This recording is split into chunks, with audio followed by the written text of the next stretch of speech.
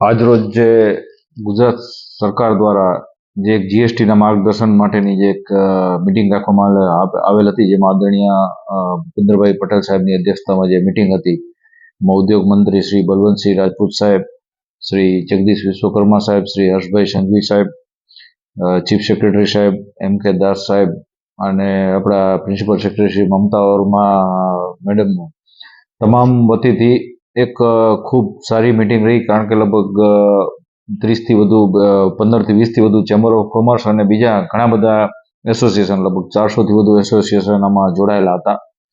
એમાં ખાસ કરીને જે જીએસટીના બે સ્લેબ કરી દેવામાં આવ્યા છે, એના કારણે જે લોકોને જે ફાયદો થયો છે, જે બિઝનેસમાં અત્યારે ફાયદો થઈ રહ્યો છે, એ બાબતમાં ચર્ચા કરવામાં આવી હતી અને ખૂબ એક સારું માર્ગદર્શન. અને એના કારણે જે હવે આવનાર સમયમાં ઘણા ટાઈમથી જે ભારતનો વિકાસ અત્યારે થઈ રહ્યો છે, એમાં ખાસ કરીને નાના વર્ગને અને મધ્યમ વર્ગને વધુમાં વધુ આનો ફાયદો મળશે એવું એક તારણ નીકળ્યું છે. કારણ કે જીએસટીનો જે 12% સ્લેબ હતો એ 5% ઉપર આવી જવાથી લગભગ દરેક વ્યક્તિને 10%ની ઇન્ડાયરેક્ટલી બચત થશે. લગભગ 10% જેવું ખરીદ શક્તિ દરેક વ્યક્તિની વધશે, 10% વધુ વસ્તુ લઈ શકશે માર્કેટમાંથી. તો અને ઇન્ડસ્ટ્રીઝને પણ ઘણા બધા ફાયદા થયા છે.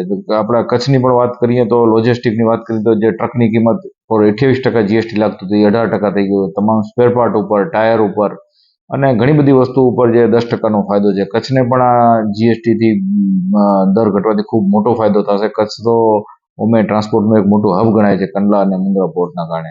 તો આજે જે મિટિંગ થઈ એમાં ખૂબ સરસ જે માહિતી નથી એની બાબતમાં પણ માહિતી મળી છે. અને આ જીએસટી ઓછું થવાના કારણે ભારતમાં તો સારો ફાયદો થશે જ, પણ મને લાગે છે ગુજરાતને પણ આનો ખૂબ સારો ફાયદો મળશે. અને આ તબક્કે હું ફરીથી આદરણીય પ્રધાનમંત્રી શ્રી નરેન્દ્રભાઈ મોદી સાહેબ અને તમામ જનતા વતીથી અમે ખૂબ ખૂબ આભાર માનીએ છીએ કે જે જીએસટીનું ઘણા વખતથી બધી ડિમાન્ડ હતી, જીએસટી વધારે છે અથવા તો અમુક સ્લેબ થઈ જવા જોઈએ, જે 2 સ્લેબમાં કરી દેવામાં આવ્યું. ખૂબ જ ઉપયોગી મિટિંગ આ દરેક વેપારીઓ માટે, દરેક એસોસિએશન માટે રહી છે. Thank you.